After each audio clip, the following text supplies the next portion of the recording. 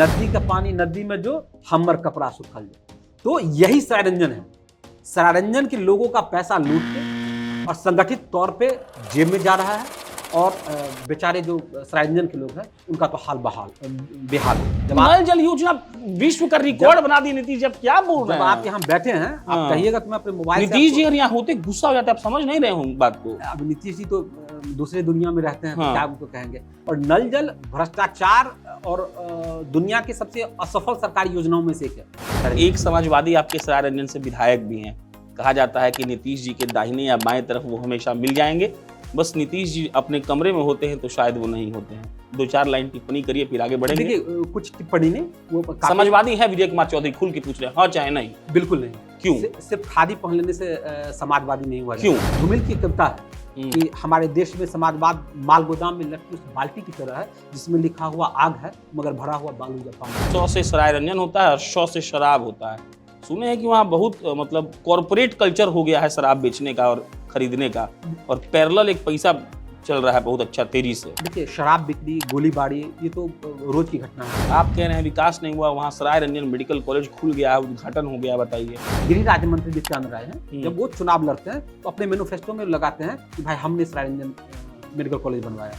जो हमारे भी वर्तमान विधायक हैं वो लगाते हैं कि हमने बनवाया, और जो राजद के लोग हैं वो कहते हैं कि तेज प्रताप यादव उस समय स्वास्थ्य मंत्री थे तो इसलिए हमने करवाया।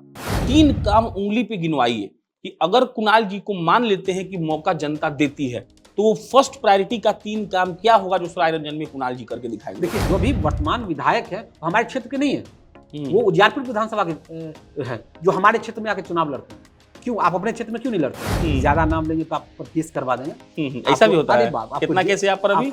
एक केस चल रहा है। हम लोग बाहर पढ़ते हैं, बाहर ही नौकरी करते हैं, बाहर ही मर जाते हैं, मिट्टी भी नहीं मिलता हम लोगों को। सरायरंजन पर अगर बात किया जाए, हम हर नेताजी से ये बात पूछते हैं, आपके यहाँ एग्जिस्टिंग बिजनेस मॉडल कुछ है? कुछ ऐसा लोग है जो व्यापार कर रहा है, एमएसएमई हो चाहे कोई कुटीर उद्योग, लघु उद्योग हो, क्या कुछ विधायक साहब ये जो हैं वर्तमान में, इनके पहले भी जो रहे, क्या काम हुआ इसको समझाइए जरा हमको। कुछ भी नहीं, जीरो। संगठित तौर पर भ्रष्टाचार है, संगठित तौर पे लूट है, और संगठित तौर पे दलाली है। हर गांव में, हर गली तक हम पहुंचे। हर गांव में जाएंगे? जी, हर गांव, हर गली में पहुंचेंगे। और पहली यात्रा 7 दिनों की हमारी है, पूरे विद्यापति नगर को हम कवर अप करेंगे, और उसके बाद फिर सरायरंजन की हमारी। मान लेते हैं जो कैमरा रखा हुआ वो आदमी है, कुणाल जी गाँव में गए, आदमी मिल गया, पहला स्टेटमेंट, दूसरा स्टेटमेंट, तीसरा स्टेटमेंट क्या होगा? थोड़ा कैमरा को आदमी समझ के बोल दीजिए, क्या बोलेंगे आदमी को? कोई स्टेटमेंट नहीं होगा, मैं उनसे पूछूंगा कि आपकी क्या समस्या है। अच्छा, फिर मैं पूछूंगा कि इसका समाधान क्या है। ठीक। और जितने भी लोग बोलेंगे हम सब उसको कंपाइल करेंगे, और वही हमारा चुनावी मुद्दा होगा। एक व्यक्ति जो पत्रकारिता का बैकग्राउंड लिए पहली बार चुनाव लड़ता है तो जीत कर ये बताता है कि उसके पास बुद्धि भी है और उसके पास इस बात की शक्ति भी है कि वो चुनाव जीत सकता है। लेकिन वही व्यक्ति अगर लगातार 3 बार पैक्स का चुनाव जीत जाए तब तो ये मानना पड़ता है कि उस आदमी के अंदर कुछ एक्स्ट्रा ऑर्डिनरी भी है। इसके अलावा गांव में कहा जाता है कि कुणाल भाई साहब ने अपने ही नाम पर, अपने ही दम पर एक मुखिया साहब भी बना दिया है। और उसके बाद जब अभी असेंबली इलेक्शंस आने वाले हैं, तमाम तरह के लोग इस बात के दावे कर रहे हैं कि इस बार तो चुनाव लड़के साफ धुर्रा छोड़ा देंगे, तो उसी में कुणाल भी हैं। कुणाल इस बात का दावा करते हैं कि मेरे पास जो मुद्दा है, ऐसा मुद्दा किसी के पास तो कम से कम नहीं मिलेगा। और ये हमारी खुशनसीबी है कि कुणाल हमारे साथ बैठे हैं। बहुत सारी बातों पर चर्चा होगी, लेकिन साथी पत्रकार के नाते पहले ही बताइए, कैसे पत्रकारिता कैसा रहा था, क्या क्या सीखे थे? भूल गए वो सब? नहीं, भूल कैसे जाएंगे, बहुत ही अच्छा जर्नी रहा। काफी अच्छे लोगों के साथ। कहाँ काम किए? मैंने दिल्ली में काम किया था, नोएडा में फिर ऑफिस शिफ्ट हो गया था हमारा, तो काफी अच्छे लोगों के साथ, संजय नंदन के साथ हमने काम किया। अच्छा। रामनाथ गोयनका पुरस्कार उनको। हाँ। तो काफी, दीपक चौरसिया भी उस समय हमारे चैनल में आए थे। तो काफी अच्छा एक्सपीरियंस रहा, काफी अच्छा अनुभव रहा। लेकिन थोड़ा फादर की तबीयत खराब हो गई थी, किडनी ट्रांसप्लांट उनका हुआ था, इस वजह से मुझे बिहार शिफ्ट होना पड़ा। मैंने जॉब छोड़ा था 2013 में, और उसके बाद से मैं दिल्ली यूनिवर्सिटी किरोड़ीमल कॉलेज से कोई पढ़ लेता है तो सोचता है कि मैंने 1-2 करोड़ का पैकेज उठाए, कहीं जाए, मेहनत करे, कॉर्पोरेट अच्छा जीवन बिताए, बढ़िया फ्लैट बम्बई बेंगलोर में ले। आप इधर सरायरंजन समस्तीपुर में क्या कर रहे हैं? जी बिल्कुल सही कहा आपने। और हमारे कॉलेज से तो एक से एक दिग्गज हैं। दिल्ली यूनिवर्सिटी से मुझे लगता है कि बिहार को भी डोमिनेट करने वाले जितने लोग हैं, अभी राजद के सांसद सुधाकर जी, वो केएमसी से ही पास आउट है, और कई भी आईएएस हैं, कुमार रवि हैं, या जितने बहुत लोग हैं जो दिल्ली यूनिवर्सिटी से पास आउट हैं। तो ये बात है, लेकिन जहाँ से आप हैं, जो आपका मूल है, वहाँ तो लौटना ही पड़ता है, उसको देखना ही पड़ता है। और बिहार, खास करके जो सरायरंजन है, या मेरा गाँव है, वो तो मेरा मूल है, वो केंद्र है, उसको कैसे छोड़ा जा सकता है। वही सरायरंजन जहां पर पलानी का घर अभी बहुतायत मात्रा में है, घर तक नहीं पहुंच पाया। बिल्कुल, ये काफ़ी दुर्भाग्य है कि सरायरंजन के बारे में जो दिखाया जाता है, जो प्रेज़ेंट किया जाता है, सरायरंजन ठीक उससे इतर है। सरायरंजन वो नहीं है जो अभी तक प्रस्तुत किया जाता है। सरायरंजन वो है जिसको अभी तक देखा नहीं गया है। सरायरंजन को एक रेड फ्लैग से, आप कह सकते हैं लाल पर्दे से ढक दिया गया है, जो लाल पर्दा सुनहरा है, रेशमी है। लेकिन दरअसल उसके पीछे वो जो लाल सुनहरा पर्दा दिखाया जाता है, उसके पीछे एक भयावह सच है, जिसको अभी तक नहीं देखा गया है। और अगर आप उसको देखेंगे तो आपको राजनीति शब्द से भी घृणा होने लगेगी। अच्छा, पहले तो हम राजीव गांधी जी की बात बोले थे कि सबसे आसान चुनाव है सबसे बड़ा चुनाव। यानी अगर आप एमपी का चुनाव लड़ रहे हैं तो आसान है, एमएलए लड़ रहे हैं तो आसान है, फिर नीचे आते जाइएगा तो मुश्किल बढ़ते जाता है। बिल्कुल। 14 में लौटेंगे, पैक्स पर चलेंगे। जी। बहुत मुश्किल होता है गांव के लेवल पे चुनाव लड़ना। गांव में कब कोई मार दे, झगड़ा हो जाए, छोटा बात पे वोट नहीं देगा। तो दिल्ली यूनिवर्सिटी से आए आदमी का कैसा रहा 2014 का एक्सपीरियंस, और जीत कैसे गए पहली बार में? बहुत अच्छा रहा, बहुत अच्छा रहा। और मुझे लगता है कि मेरे पास एक विज़न था, और मैं उस विज़न को लेकर लोगों के बीच गया था। और आप जैसा जानते हैं कि पैक्स में मेंबर बनाना होता है, और जो मेंबर बेस्ड चुनाव होता है, तो वो चुनाव और भी टफ होता है। एक वार्ड मेंबर का चुनाव कहा जाता है कि सबसे मुश्किल, लेकिन मुझे लगता है कि पैक्स का चुनाव उससे भी मुश्किल है, क्योंकि जो पूर्व पैक्स अध्यक्ष होते हैं उसी को मेंबर बनाते हैं जो उनके उनके लोग वोट होते देंगे, होते हैं। करेक्ट। हाँ। और उस परिस्थिति में किसी नए पैक्स अध्यक्ष को जीतना वाकई मेरे लिए भी एक आश्चर्यजनक था। क्या सिचुएशन। जादू किए थे बताइए? कुछ नहीं, जो हमारा विजन था, हम जनता को उस विजन को लेकर गए थे कि हम अभी तक आपके क्षेत्र में क्या काम हुआ और हम क्या काम करना चाहते हैं। और मुझे बहुत खुशी है कि जनता ने मुझे हाथों हाथ लिया, और पहले चुनाव में ही जनता ने मुझे 68 वोट से 68 वोट से मैं जीता था वो चुनाव। तो काफ़ी दिलचस्प था, और मुझे खुद नहीं भरोसा था कि मैं उस चुनाव को जीत जाऊँगा। और ये भी था कि एक रिस्क भी था कि आप दिल्ली यूनिवर्सिटी से पढ़ के आए, आप स्टार न्यूज़ जैसे संस्थान में आपने काम किया, और ग्राम पंचायत के लेवल पर आप चुनाव लड़ते हैं, तो एक रिस्क भी था। लेकिन मुझे बहुत खुशी है कि लोगों ने साथ दिया, और लोगों ने जिता दिया। पहली बार तो मान लेते हैं तुक्का होगा, 3 बार लगातार जीत गए कुणाल जी। जी, और दूसरी बार जो हमारी जीत थी, वो संभवतः समस्तीपुर में दूसरी सबसे ज़्यादा वोट से हम ने जीत दर्ज किया था। और पूरे समस्तीपुर में इस बात की चर्चा थी, और हम लगातार काम करते रहे थे और काम कर रहे हैं। तो उसी का फीडबैक है। एक है कि राजनीति में लोग कहते हैं कि मतलब काम का कोई महत्व नहीं है, लेकिन ऐसा नहीं है। आप गाँव में अगर चले जाइए, पंचायत स्तर पे, अगर आप काम करते हैं, तो वो आज न कल वो आपको रिवर्ट होता है, वापस होता है। ऐसा नहीं है कि आप जो कर देते हैं वो खत्म हो जाता है, ऐसी बात नहीं है। आज आप जो भी करें, आप पत्रकारिता में जो भी कीजिए, या जिस सेक्टर में जो भी है, जो व्यक्ति करता है, वो कहीं न कहीं जीवन में रिटर्न होके वो फिर वो उसकी वापस आता है। और ये मेरा अनुभव है। और मैं सामाजिक स्तर पे काफ़ी एक्टिव रहता हूँ, 24/7 एक्टिव रहता हूँ। आज से नहीं, 2014 से मैं एक्टिव हूँ। तो इसका लाभ मुझे मिलता है, और चुनाव में भी इसी का लाभ मिला। पैक्स से सबसे ज्यादा कंप्लेन आता है। हम सरायरंजन नहीं बोल रहे हैं, पूरा बिहार बोल रहे हैं, आप लोग लुटेरा हैं। क्यों? आपका कम्युनिटी मान लेते हैं, पैक्स एक कम्युनिटी है, बिल्कुल। आप सब लोग के ऊपर इतना आरोप क्यों लगता है? आप लोग समझ ही नहीं रहे हैं बात को। देखिए, ये बिहार सरकार की नीति है। आज किसानों की बदहाल स्थिति है। इसकी वजह क्या है? आज आप माफ़ कीजिए, हरियाणा में चले जाइए या पंजाब में चले जाइए, सबसे कम एमएसपी के दर पर अगर कहीं अनाज की खरीदारी होती है तो बिहार में। बिहार में एमएसपी के दर पर खानापूर्ति होता है धान का और गेहूँ का हल्का-फुल्का, और किसी भी अनाज की खरीदारी नहीं होती है। न मक्का की खरीदारी होती है, जबकि हम लोग के क्षेत्र में मक्का का बड़े लेवल पर उत्पादन होता है। पूरे यहाँ से खगड़िया तक चले जाइए, बड़े लेवल पे उत्पादन होता है, लेकिन एमएसपी पे खरीदारी नहीं होती है। पैक्स को सरकार ने बलि का बकरा बनाया हुआ है। अब अगर आप लोग भी तो कम वजन करते हैं, वही मैं बता रहा कम हूँ, बुद्धि लगाते हैं। मैं आपको बता रहा हूँ। हाँ, हाँ, मैं प्रैक्टिकल बता रहा हूँ, बिल्कुल खुल के हाँ, बता रहा हूँ। बताइए। मैं आपको बता रहा हूँ कि सरकार पैक्स के कंधे पर बंदूक रख के फायरिंग करती है। सरकार का इंटेंशन होता है कि हम खरीदारी मिनिमम करें, हम न्यूनतम करें या खरीदारी ना करें। अगर सरकार ये नहीं चाहती तो सरकार ओपन क्यों नहीं हो जाती है? बाजार समिति के माध्यम से क्यों नहीं सरकार कहती है कि भाई जो व्यक्ति किसान धान या कोई अनाज बेचना चाहें, आप अमुक जगह पर आइए और बेच के चले जाइए। वो पैक्स को ही क्यों एक माध्यम बनाती है? पैक्स को ही क्यों वो करती है कि भाई पैक्स के माध्यम से लेंगे? अब पैक्स को मैं बता देता हूँ। आप तो सिस्टम में दोषी ठहराने लग गए। बिल्कुल, मैं बता रहा हूँ। पैक्स को कोऑपरेटिव लोन देता है। पैक्स को कोऑपरेटिव लोन देता है, और लोन के माध्यम से धान की खरीदारी होती है। और आज अगर लोन दिया जाता है तो आज से ही इंटरेस्ट उसका शुरू हो जाता है। और जब हम धान खरीद के रख लेते हैं अपने गोदाम में, तो सरकार कहती है कि अब इस धान को आप मिलर को दीजिए और मिलर से चावल बना के आप फिर एसएफसी को दीजिए। अब इसमें क्या होता है, मिलर कहता है कि हम 1 क्विंटल में 5 किलो हम वो लेंगे, कि ये चूहा खा जाता है, सूख जाता है। अब पैक्स अध्यक्ष को मजबूरी हो जाती है कि 5 किलो एक्स्ट्रा वो किसान से लेता है। आप इस क्रोनोलॉजी को समझिए। आप जब एसएफसी में जाते हैं चावल डिलीवर करने के लिए, तो एसएफसी गोडाउन में जितने लोग बैठे होते हैं उनका हायरार्की होता है। वो 200 रुपए से लेके और 10,000 रुपए तक, यानी एक लॉट पर आपसे 10,000 से 20,000 रुपए लेते हैं, जो कि एकदम फिक्स है कि लेता है। तो आप मुझे बताइए कि सिर्फ ये एसएफसी के पदाधिकारी लेते हैं या ऊपर से नीचे तक इसका चयन बना हुआ है? अगर सिर्फ एसएफसी के पदाधिकारी लेते हैं तो सरकार क्यों नहीं इस पर कार्रवाई करती है?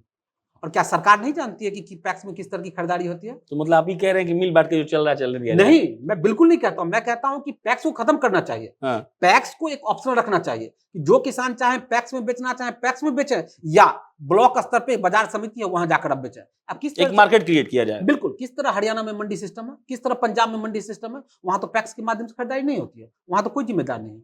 क्यों नहीं सरकारी अफसर की जवाबदेही डायरेक्ट तय की जाती है और पैक्स को एक वैकल्पिक संस्था के तौर पर कार्यरत करवाया जाए, या तो पैक्स में बेचिए या अमुक जगह बेचिए। अब किसान को जहां सुविधा होगी, जहां अच्छा होगा वहां प्रचित करेंगे। लेकिन इसके पीछे सबसे बड़ा उद्देश्य है कि बिहार सरकार नहीं चाहती है कि ज्यादा से ज्यादा अनाज खरीदे। सरकार के पास नहीं आधारभूत संरचना है और नहीं सरकार के पास पूंजी है, सीधी सी बात। बढ़िया। 3 चुनाव जीत गए आप। एक और बात चल रहा है, फिर आएंगे हम लोग सराय रंजन पर। मुखिया आप कैसे बनवा दिए जी? दबंग है कि बाहुबली? क्या है आप? देखिए, न दबंग हम है न बाहुबली हम है। कुछ भी ऐसा नहीं है। इस बार हरिजन सीट था हमारे यहाँ, आरक्षित सीट था, तो हमारे ग्राम पंचायत में भी हम काफी मेहनत कर रहे हैं, काफी अच्छा काम कर रहे हैं। तो वो मुखिया जी जो है वो आप ही के बोलने पर काम करते हैं कि उनके पास अपना दिमाग है? बिल्कुल है, वो ग्रेजुएट है, अच्छी खासे हैं, ग्रेजुएट है। और ये है कि हम लोग कह सकते हैं कि आप सलाह मंडल है हमारा, जो हम लोग समय समय पर जब जरूरत होती है तो हम सलाह देते हैं उनको, और नहीं तो वो काम अच्छे ढंग से कर रहे हैं, अच्छा पंचायत चल रहा है। अब आते हैं सराय रंजन पर। जी, कैसे विचार आया कुणाल जी? क्या लगा कि अब पैक्स छोड़े चले बदल दे सराय रंजन को? क्या मन में आया? देखिए, ऐसा नहीं है कि सिर्फ ये मेरी व्यक्तिगत महत्वाकांक्षा थी कि मैं सराय रंजन चली और चुनाव लड़के नेताजी बन जाए, ऐसी बात नहीं थी। सराय रंजन की जो वास्तविक स्थिति है, जो वाजिब स्थिति है, कोई भी एक सामाजिक सरोकार रखने वाला व्यक्ति जब उससे रूबरू होता तो निश्चित तौर पे वो चुनाव लड़ता, वो क्रांतिकारी हो जाता। ये सराय रंजन का माहौल है अभी वर्तमान में, और पूरी समस्तीपुर के संदर्भ में कहना चाहूंगा कि वो समाजवादियों की धरती रही है, पूरा समाजवादी विचारधारा की धरती रही है। और वहां पर जब आप देखेंगे कि समाजवाद, धूमिल की कविता है कि हमारे देश में समाजवाद माल गोदाम में लटकी उस बाल्टी की तरह है जिसमें लिखा हुआ आग है मगर भरा हुआ बालू या पानी है। तो ये समाजवाद के संदर्भ में जब धूमिल कहते हैं तो पूरे भारतीय परिप्रेक्ष्य में कह रहे होते हैं। लेकिन जब आप सराय रंजन में जाएंगे तो आपको पता चलेगा कि समाजवाद और लोकतंत्र वो कैसे खिलौना और मुखौटा बना के इस्तेमाल किया जाता है, ये सराय रंजन से बेहतर आप शायद बिहार में कहीं नहीं देख पाएंगे। इतना दुख है आपको? जी, मुझे ही नहीं, सामाजिक सरोकार से रखने वाले प्रत्येक व्यक्ति को ये दुख होगा। एक समाजवादी आपके सराय रंजन से विधायक भी हैं।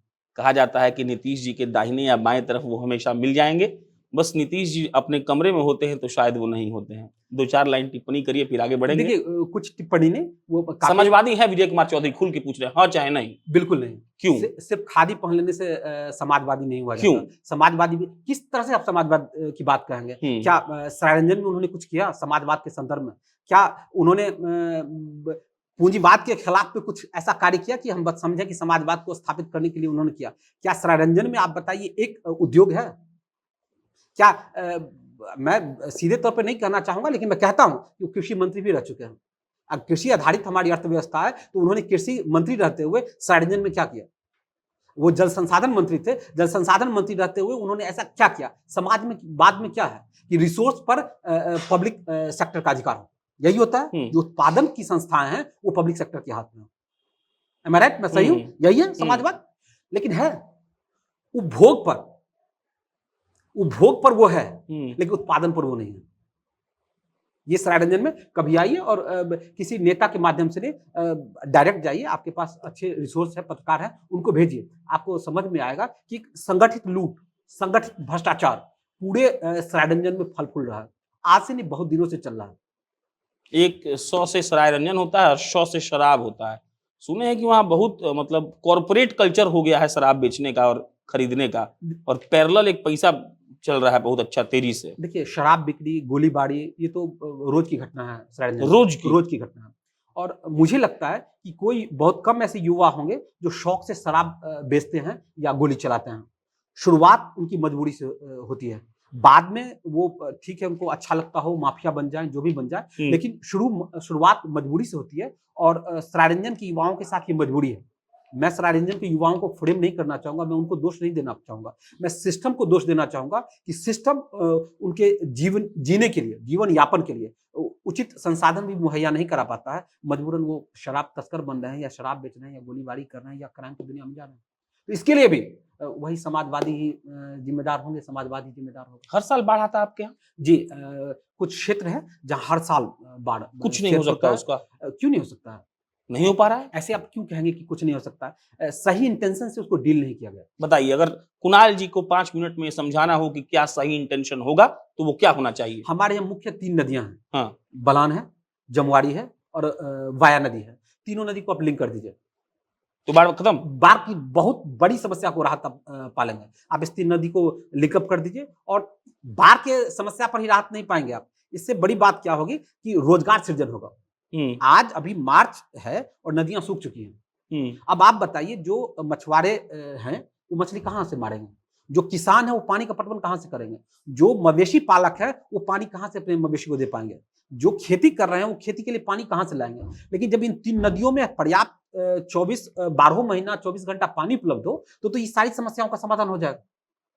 लेकिन आश्चर्य होता है कि इतने दिनों से कोई व्यक्ति जल संसाधन मंत्री है, इसके बाद भी इन चीजों को सही ढंग से डील नहीं कर पा रहा है, सही ढंग से इनिशिएटिव नहीं ले पा रहा है। तो वाकई इसको विडंबना कह सकते हैं। आप कह रहे हैं विकास नहीं हुआ, वहां सरायरंजन मेडिकल कॉलेज खुल गया है, उद्घाटन हो गया, बताइए। देखिए, मैं ये कहना चाहूंगा कि सिर्फ समस्तीपुर में और सरायरंजन में मेडिकल कॉलेज खुला है या बिहार सरकार केंद्र प्रायोजित योजना के तहत पूरे? पहले ये बताइए, चल रहा है कि नहीं? नहीं, बिल्कुल फंक्शनिंग नहीं है। 1-2 डिपार्टमेंट थोड़ा बहुत चलता, वो भी हम लोगों ने हंगामा किया तब।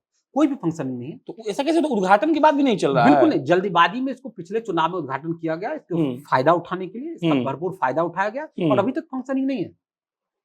अभी तक फंक्शनिंग नहीं है। और इसमें आपको बताता हूं कि गृह राज्य मंत्री नित्यानंद राय हैं, जब वो चुनाव लड़ते हैं तो अपने मैनिफेस्टो में लगाते हैं कि भाई हमने सरायरंजन मेडिकल कॉलेज बनवाया। जो हमारे भी वर्तमान विधायक हैं वो लगाते हैं कि हमने बनवाया।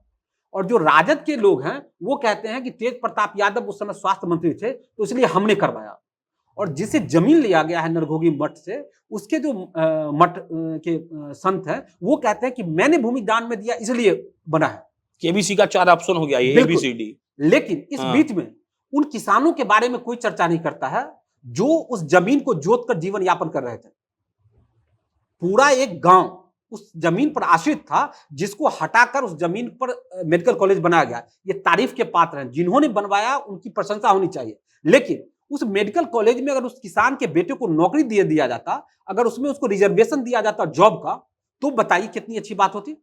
लेकिन आज वो किसान तो उसके लिए जीवन यापन का जो संसाधन था उसको छीन लिया गया। कुणाल जी इसके लिए हड़ताल की है? नहीं, मैंने हड़ताल नहीं किया, मैंने इस बात को उठाया है और हमने इस बात को कहा है कि आप आरक्षण में लोकल को रोस्टर दीजिए। लोकल लोग हैं उनको जॉब मिले, और खास करके जिनकी भूमि गई है या जिनका संसाधन छीना गया है उनको आप इसमें हिस्सेदारी दीजिए। और ये सामान्य बात है, आसान चीज है, इसमें कोई बड़ी बात नहीं है। गार्ड का जॉब है या कोई चतुर्थ श्रेणी का है, उसमें आप उसको लगा सकते हैं। तो सबसे बड़ी बात है कि इसके लिए आपके पास विजन होना चाहिए। विदाउट विजन आप किसी चीज को शुरू कर देना और किसी चीज को खत्म कर देना, ये समस्या का समाधान नहीं है, ये बड़ी समस्या की ओर कदम बढ़ाना। समस्या हम लोग खोज रहे थे तो एक समस्या मिला कि आजकल भूमि सुधार चल रहा है, नियम बहुत सारा सब ऑनलाइन हो रहा है। सुने कि सीओ साहब आपके बहुत ईमानदार हैं, बहुत अच्छे हैं। देखिए, सीओ साहब ने आप अभी सरायरंजन में विधानसभा में 2 ब्लॉक पड़ता है मुख्य तौर पर, सरायरंजन और विद्यापति नगर। सरायरंजन में मतलब 6 महीने में 3 सीओ का आना जाना हुआ। 6 महीना में 3 सीओ? पंकज झा थे तो उनको प्रमोट करके भेज दिया गया समस्तीपुर नगर निगम में। उसके बाद प्रीति मिश्रा थे, उनको प्रभार दिया गया सीओ का। और उसके बाद माननीय के कार्य में कुछ समस्याएं थी, उसके बाद क्या किया गया, फिर पंकज झा को प्रभार दिया गया और पत्र बजावता निकलवाया गया कि प्रीति मिश्रा पर विभागीय कार्य का अत्यधिक दबाव होने की वजह से पंकज जी को प्रभार दिया जाता है। अब समझिए, इसका मतलब समस्तीपुर नगर निगम में कोई काम नहीं था।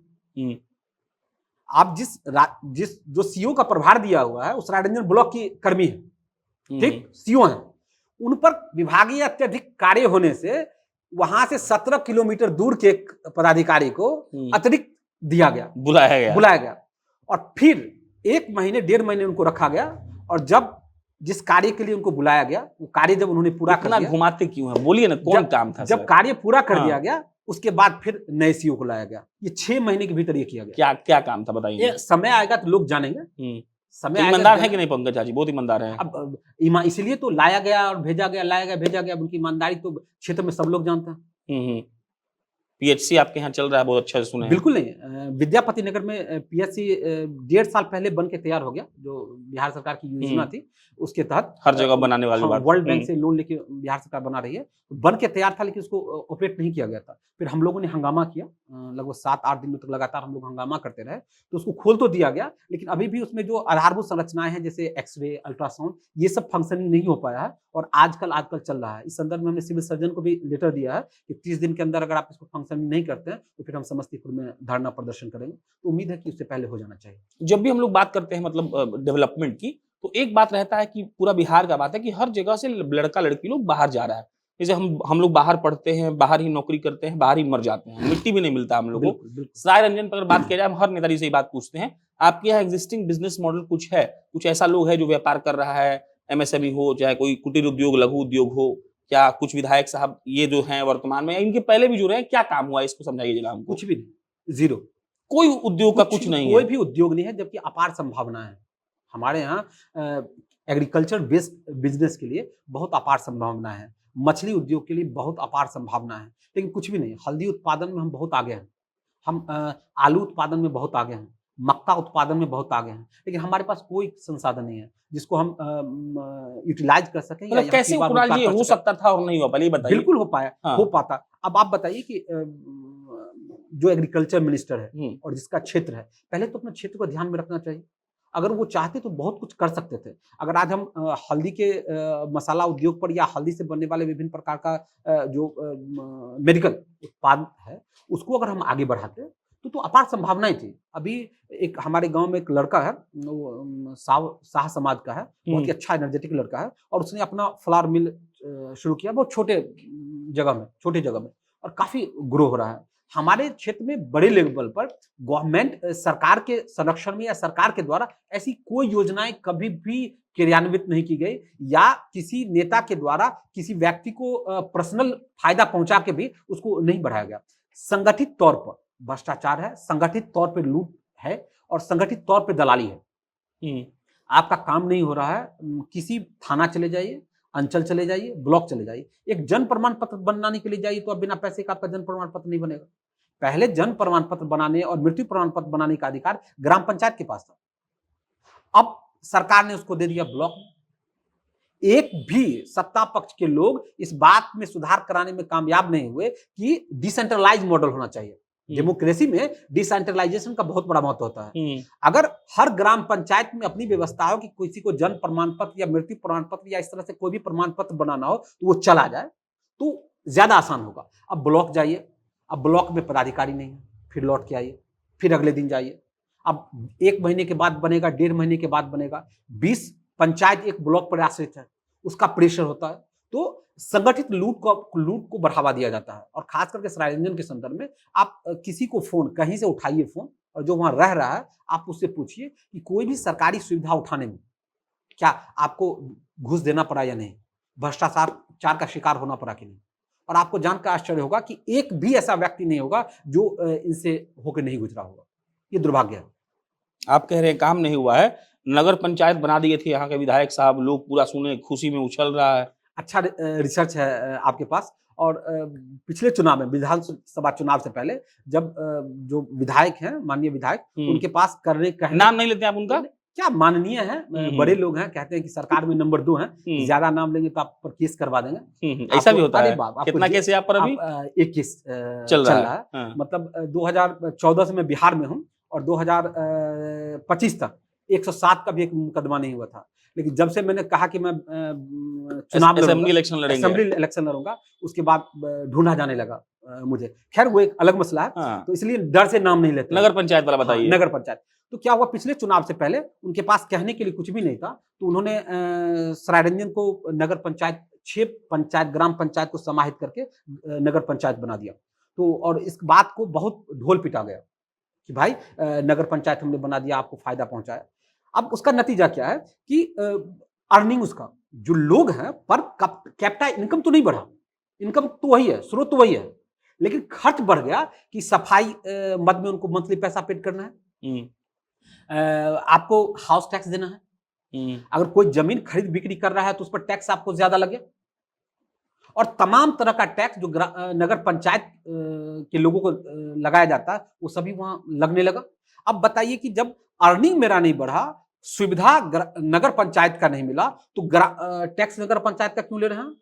टैक्स ग्राम पंचायत का, माफ कीजिए, टैक्स नगर पंचायत का और सुविधा ग्राम पंचायत, और लोग जूझ रहे हैं। अब हालात ये है कि 6 पंचायत के लोग त्रस्त हैं, भाई अब हम क्या करें? अब इसका कोई मैकेनिज्म नहीं है। उनकी बात को विधानसभा में रखने वाला या फिर इस बात को वरीय पदाधिकारी के यहाँ रख के इसको करेक्शन कराने वाला उनके पास कोई चैनल नहीं है। अब जिसका नतीजा कि लोग झेल रहे हैं, बड़े लेवल पर झेल रहे हैं। आज आप सर्वे करा लीजिए सरायरंजन नगर पंचायत का और 5 साल के बाद करा लीजिए तो आपको पता चलेगा कि गरीबी बढ़ गई, क्योंकि खर्च तो उनका बढ़ गया और इनकम कुछ है ही नहीं। टैक्स सब लग रहा है, काम नहीं हो रहा। तो ये बहुत दुर्भाग्यपूर्ण बात है कि क्यों थोपा गया। जब नगर पंचायत की अहर्ता पूरी हम नहीं कर रहे थे तो क्यों जबरन थोपा गया? इसके पीछे भी संगठित भ्रष्टाचार है। नगर पंचायत बनाया गया, इसके संदर्भ में भी है कि ये संगठित अपराध है। एक बचपन में हम लोग नदी में नहाने जाते थे, तो वहां जब बुजुर्ग माँ थी, मामा थी ना, वो अपना साड़ी सुखाती थी तो कहती थी, नदी का पानी नदी में जो, हमर कपड़ा सुखल जो। तो यही सरायरंजन है। सरायरंजन के लोगों का पैसा लूट के और संगठित तौर पे जेब में जा रहा है, और बेचारे जो सरायरंजन के लोग हैं उनका तो हाल बेहाल है। अब इसका इतना बड़ा खेल है कि जो सत्ताधारी दल के लोग हैं उनके नाम से नगर पंचायत में टेंडर है, उनके पिता के नाम से टेंडर है। मैं आपको खुले तौर पर बड़ी जिम्मेदारी के साथ कह रहा हूं कि जो सत्ताधारी दल के लोग हैं जो किसी पद पर हैं, उनके और उनके पिता के नाम से ठेका है नगर पंचायत में, और उन्हीं को मिलता है। तो लोग ये बात पूछ रहे हैं कि भाई नगर पंचायत कहीं इसीलिए तो नहीं बनाया गया था कि सत्ताधारी दल के लोगों को फायदा पहुंचाने के लिए सरायरंजन के लोगों से खून चूसिए और सत्ताधारी दल के लोगों के शरीर में खून को भेजिए, इसीलिए नगर पंचायत का निर्माण हुआ था। ज्यादा निगेटिव हो गया। कुणाल जी, हमको बताइए, 3 काम उंगली पे गिनवाइए कि अगर कुणाल जी को मान लेते हैं कि मौका जनता देती है तो वो फर्स्ट प्रायोरिटी का 3 काम क्या होगा जो सरायरंजन में कुणाल जी करके दिखाएंगे? देखिए, ये बात मैं कह रहा हूँ, दुर्भाग्यपूर्ण स्थिति है कि आजादी के इतने साल के बाद भी मैं उसी बात को रिपीट कर रहा हूँ। सबसे पहले तो घर तक पानी पहुंचना चाहिए। नल जल योजना विश्व का रिकॉर्ड बना दी नीतीश जी, अब क्या बोल रहे हैं? आप यहाँ बैठे हैं, आप कहिएगा तो मैं अपने मोबाइल से, नीतीश जी अगर यहाँ होते गुस्सा हो जाते, आप समझ नहीं रहे होंगे बात को। अब नीतीश जी तो दूसरे दुनिया में रहते हैं, तो क्या उनको कहेंगे। अभी वाटर लेवल इतना खत्म हो गया है नल जल के लिए, और नल जल भ्रष्टाचार और दुनिया की सबसे असफल सरकारी योजनाओं में से एक है। अगर आपका घर भी किसी ग्राम पंचायत में हो तो आप पता कर लीजिए, कोई भी वार्ड ऐसा नहीं है जहां 100% उसका क्रियान्वयन है। न समय पर पानी, न साफ पानी, न समुचित पानी। अब इसका नतीजा क्या है कि लोगों के पास चापाकल भी नहीं है। पहले ग्राम पंचायत के पास अधिकार होता था कि वो लोगों को चापाकल दे दे, लेकिन जब से नल जल योजना का क्रियान्वयन हुआ है तब से सरकार ने चिट्ठी निकाल दिया कि ग्राम पंचायत चापाकल भी नहीं दे सकती। तो लोगों की स्थिति तो बहुत खराब है। ये अभी चल रहा है, रमजान चल रहा है, और ऐसे मुस्लिम ढेर सारे लोग हैं जो मेरे पास कॉल कर रहे हैं, मेरे पास रिकॉर्डिंग है कि भाई पानी की स्थिति खराब है, 2-3 जगह तो हमने टैंकर से पानी भेजा, इतनी स्थिति खराब है। अब क्या कह सकते हैं नल जल के बारे में? तो जो 3 काम के बारे में आपने पूछा, तो सबसे पहले तो पानी, जो मूलभूत चीजें हैं, साफ पानी लोगों तक पहुंच पाए। दूसरा बिजली, जो स्मार्ट मीटर का खेल चल रहा है, इसको बंद किया जाना चाहिए। स्मार्ट मीटर बहुत ही खराब खेल है। जो गरीब है, आप उससे क्या आशा करते हैं कि वो आपके गूगल पे से स्कैन करके वो बिजली बिल पे करेगा? ये पॉसिबल है बिहार में अगले 15-20 साल तक नहीं है। पहले अपने शिक्षा के लेवल को आप वहां पहुंचाइए जहां की एक सामान्य नागरिक भी उस चीज को कर पाए। जो बहुतायत जनसंख्या है वो अभी भी गूगल पे और पे फोन से बहुत दूर है, और आपने एक सिस्टम इंट्रोड्यूस कर दिया कि और भाई- बहुत फेक बिल भी आता है बिल्कुल बढ़ा हुआ बिल आता है, फेक बिल आता है। उस फेक बिल को करेक्शन करवाने के लिए फिर आप भ्रष्टाचार कीजिए, फिर आप घुस दीजिए। आपके पास 30,000 और 20,000 का बिल आ गया, पिछले महीने में 700 का बिल था, इस बार 30,000। अब उसको अगर कम करवाना है तो आप यहां से दलसिंहसराय दौड़ते रहिए, यहां से समस्तीपुर दौड़ते रहिए, घुस देते रहिए, बिल कम हुआ नहीं हुआ, कोई उसका कोई जिम्मेदारी नहीं है, कोई उसको पूछने वाला नहीं है। बिजली से याद आया, बिजली के लिए आप एक बिल्कुल किए थे, क्या किए थे आप? हमारे विद्यापति नगर में क्या हुआ था कि शहरी क्षेत्र का बिजली दर लगने लगा था, अच्छा, और उसका पीछे जो बिजली विभाग का तर्क था कि ये जो फीटर है वो शहरी क्षेत्र में स्थापित है। इसके बाद हम लोगों ने दलसिंहसराय में आंदोलन किया था, बड़े लेवल पे आंदोलन किया था, बिजली ऑफिस के बाहर बड़े लेवल पर, मुझे लगता है 1 महीना चला था हमारा आंदोलन क्रमबद्ध। तो उसके बाद 1 महीना चलने के बाद फिर सरकार ने नया नोटिफिकेशन जारी करके और दर को रिड्यूस करके ग्रामीण क्षेत्र का बिजली बिल फिर लिया। मेहनत रंग लाया। हाँ, लगभग 2-3 महीने तक हमारे पूरे क्षेत्र को विद्यापति में बड़ी समस्या हुई थी। पहला साफ पानी, दूसरा बिजली, तीसरा क्या पहला होगा? और भ्रष्टाचार, कैसे रोक लेंगे कुणाल जी? दलाली और भ्रष्टाचार। कैसे रोक लेंगे? अपने इर्द गिर्द के लोगों को हम ठीक कर देंगे। सिस्टम वही है। नहीं, सिस्टम कैसे है? आप जब अपने इर्द गिर्द के लोगों को प्रोटेक्ट करते हैं, आप अपने इर्द गिर्द को लोगों को प्रोटेक्ट करते हैं, उनको प्रोत्साहन मिलता है भ्रष्टाचार करने के लिए। अब आप बताइए ना कि आप चले जाइए समस्तीपुर के RWD डिपार्टमेंट में, आप चले जाइए समस्तीपुर के शिक्षा विभाग में, और आप देखिए कि किस व्यक्ति के नाम से 2014 से लेके 2015 से लेके अभी तक टेंडर मिलता रहा है। मैं आपको कह रहा हूं, ऑन कैमरा कह रहा हूं कि आप RTI से जानकारी ले लें। RWD में चले जाएं और शिक्षा विभाग में चले जाएं, आप पाएंगे कि 5 और 7 लोग ही हैं जो रिपीट हो रहे हैं। पूरा ठेका उन्हीं के पास है। लगातार रिपीट हो रहा है।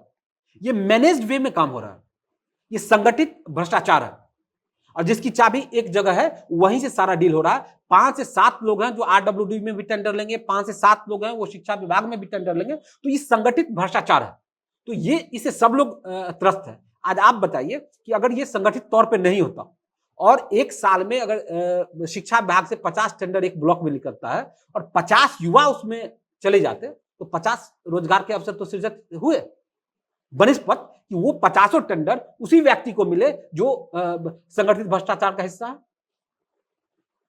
तो संभावनाएं अपार हैं, बस आप एक ईमानदार कदम उठा के देखिए। मैं आपको कहता हूं कि हमारे क्षेत्र में शिक्षा की स्थिति, एक विधायक जो होता है वो किसी उच्च विद्यालय का या कॉलेज जो क्षेत्र में होता है उसका पदेन अध्यक्ष होता है। हमारे क्षेत्र में शायद ही कोई स्कूल होगा जिसके किसी मीटिंग में माननीय पहुंचे हो, जबकि हमारे इर्द गिर्द जितने भी विधानसभा है वहां के सभी विधायक जाते हैं। जीत कैसे गए कुणाल जी वो? विपक्ष नहीं, विपक्ष नहीं है, मजबूत कोई दावेदार नहीं है, विपक्ष नहीं है। हम लोग खुद उनके समर्थन में थे। हम पिछले साल भी पिछले विधानसभा में हमने मदद किया, उसके विधानसभा में 1983 से ही हम लोग का परिवार मदद करता रहा है। हम लोग का क्या, विद्यापति नगर का कोई भी ऐसा परिवार नहीं होगा जो एक ने एक बार उनको वोट नहीं कास्ट किया। सवाल ये उठता है कि आपके पास विकल्प क्या है। आपके पास 2 विकल्प हो तब तो आप किसी को चूज करेंगे, आपके पास कोई विकल्प ही नहीं है। और कुणाल जी अब विकल्प बनेंगे। बिल्कुल, ये वहां की स्थानीय मांग है, और सरायरंजन का जो लोकल लीडरशिप है उसको कभी पनपने नहीं दिया गया। ये 2 ब्लॉक है, इसका कोई भी नेता नहीं है। ये जो भी वर्तमान विधायक है हमारे क्षेत्र के नहीं है, वो उजियारपुर विधानसभा के है जो हमारे क्षेत्र में आके चुनाव लड़ते हैं। क्यों आप अपने क्षेत्र में क्यों नहीं लड़ते हैं? अगर आपको अपने काम पर और अपनी ईमानदारी पर, अपने समाजवाद पर भरोसा है तो आप अपने क्षेत्र में लड़िए चुनाव, और हमारे क्षेत्र को खाली कीजिए, हमारे क्षेत्र को खाली कीजिए, हमारे क्षेत्र के युवा को आने दीजिए, और आप अपने क्षेत्र में काम कीजिए, अपने लोगों के लिए काम कीजिए, और हमारे क्षेत्र में काम होने दीजिए। सुने कि आप पैदल चलने वाले हैं? बिल्कुल, हमारी पदयात्रा लगातार हम विधानसभा को लेकर तैयारी कर रहे हैं, लोगों से संपर्क कर रहे हैं। तो उसी में आया कि भाई समस्याएं बहुत ज्यादा है, तो जो सिर्फ सड़क मार्ग से चल के आप सभी समस्याओं को नहीं रूबरू हो सकते हैं, तो इस 26 तारीख से बुधवार से हम हर सरायरंजन विधानसभा के हर गांव में, हर गली तक हम पहुंचेंगे। हर गांव में जाएंगे? जी, हर गांव, हर गली में पहुंचेंगे। और पहली यात्रा 7 दिनों की हमारी है, पूरे विद्यापति नगर को हम कवर अप करेंगे, और उसके बाद फिर सरायरंजन की हमारी। मान लेते हैं जो कैमरा रखा हुआ वो आदमी है, कुणाल जी गांव में गए, आदमी मिल गया, पहला स्टेटमेंट, दूसरा स्टेटमेंट, तीसरा स्टेटमेंट क्या होगा? थोड़ा कैमरा को आदमी समझ के बोल दीजिए, क्या बोलेंगे आदमी को? कोई स्टेटमेंट नहीं होगा, मैं उनसे पूछूंगा कि आपकी क्या समस्या है। अच्छा, फिर मैं पूछूंगा कि इसका समाधान क्या है। ठीक। और जितने भी लोग बोलेंगे हम सब उसको कंपाइल करेंगे, और वही हमारा चुनावी मुद्दा होगा, वो हमारा चुनावी घोषणा पत्र होगा। बस वही वादा करके उतर जाएंगे चुनाव वही में। वादा होगा, वही चुनावी घोषणा पत्र होगा और वही लेके जाएंगे और वही लेके हम लड़ाई करेंगे। एक और आखिरी सवाल, कोरोना का आपका एक मोडस ऑपरेंडी था कि आप अलग अलग जगह पे रह रहे लोगों को वहीं पर मदद पहुंचाए थे, क्या वो मोडस ऑपरेंडी था? हम चाहते हैं लोग सुने, ताकि आज के बाद कभी कोई त्रासदी आए तो लोगों के पास ये ऑप्शन के रूप में रहे कि यहाँ रहकर भी आदमी वहां कैसे मैनेज करवा दिया। देखिए, कोरोना ही नहीं, कोई भी प्राकृतिक आपदा में हम ही नहीं, हमारी टीम पूरी एक्टिव रहती है। अभी हमारे यहाँ जैसे सालों साल बाढ़ की स्थिति आती है, उसमें भी हर साल हम लोग अपने स्तर से उसका जो भी चीजें होता है वो मुहैया कराते हैं। और कोरोना के समय में हमारी पूरी टीम सिर्फ बिहार ही नहीं, अक्रॉस द इंडिया हमारी टीम काम करती कैसे रहे। कर रहे थे आप लोग? जैसे हमने एक फोन नंबर अपना जारी किया था फेसबुक लाइव में आके, हमने फोन नंबर जारी किया था और कहा था कि किसी को कोई समस्या हो कहीं भी तो आप फोन कॉल से हमसे जुड़िए। हमें फोन आता था, सपोज कीजिए हमें हरियाणा से फोन आया, ठीक है, कि भाई हमें ये चाहिए। तो चूंकि मैं दिल्ली विश्वविद्यालय में पढ़ा लिखा था और हमारी एक कंपनी नोएडा में चलती है, उसका ब्रांच दिल्ली में भी है, चेन्नई में है, कोलकाता में है। अच्छा। तो वहां से जैसे आया कि भाई हमें ये दिक्कत है, हम अमुक हाउस में है, 15 दिनों से खाना नहीं मिल पाया है या नहीं आ पाया, तो फिर खाना पीना की जो भी व्यवस्थाएं हैं, पानी की व्यवस्थाएं, वो हम वहाँ मुहैया करा देते थे। और इसके अलावा जैसे उनको लाने के लिए व्यवस्था, तो लाश को लाने के लिए कोई मर गया दिल्ली में, उसको बिहार लाना है, तो उसमें भी हमारे जितने मीडिया के साथी थे उनसे संपर्क लेके एनओसी लेना, एनओसी लेके एम्बुलेंस करवाना, उसको लाश को लाना, लाश यहाँ कोई नहीं छू रहा है उसको डिस्ट्रॉय करने के लिए, उसमें आगे भी आप ही कर रहे थे? हम करवा रहे थे, मतलब मदद कर रहे थे। परिवार से 2-4 लोग हैं, बाकी हम लोग जुट के जा रहे थे। जो कोरोना के मरीज हैं उनको लोग छूने से डरते थे, तो हम लोग स्प्रे मशीन होता है, उसमें हम लोग दवाई रखते थे और छूने से पहले पूरी बॉडी में खड़ा हो जाते थे और स्प्रे करवाते थे, फिर उसको लेके जाते थे हॉस्पिटल। फिर 3 बार मुझे कोरोना हुआ था, 3 बार लगातार हुआ था और मैं क्वारंटाइन हुआ था 3 बार। तो वो भी बहुत चुनौतीपूर्ण स्थिति थी। हमने हरियाणा में मदद कराया, सूरत में मदद कराया, कोलकाता में मदद कराया, मतलब अपने क्षेत्र के लोगों को मुझे लगता है कि 10 से ज़्यादा राज्यों में हमने मदद कराया और लगातार, और उसका फ़ायदा मिल रहा है। उसका फ़ायदा अभी तक हम लोगों को मिल रहा है कि लोग थैंक्स का मैसेज भेजते हैं, लोग कहते हैं कि भाई आप कीजिए, हम आएँगे वहाँ से आपके चुनाव प्रचार में। तो जो भी आप कर्म करते हैं वो तो आपसे टकराता है, और मेरे संदर्भ में तो ये खास करके है कि पिछला जो भी मेरा कर्म है मुझसे टकराता है और मुझे बहुत फ़ायदा पहुँचा रहा है। चलिए, सबका अपना अपना विचार है, सबके अपने अपने दावे हैं। हमारा काम कुर्सी पर बैठकर उन तमाम दावों को हंसते हंसते सुनना है और ये देखना है कि भाई साहब को अगर जनता मौका देती है तो भाई साहब ने जो कहा है उस पर खड़े उतरते हैं कि नहीं। बाकी आप अपना जजमेंट कमेंट बॉक्स में छोड़ सकते हैं। मेरा नाम प्रशांत है, आप जनता जंक्शन देख रहे थे। बहुत बहुत धन्यवाद।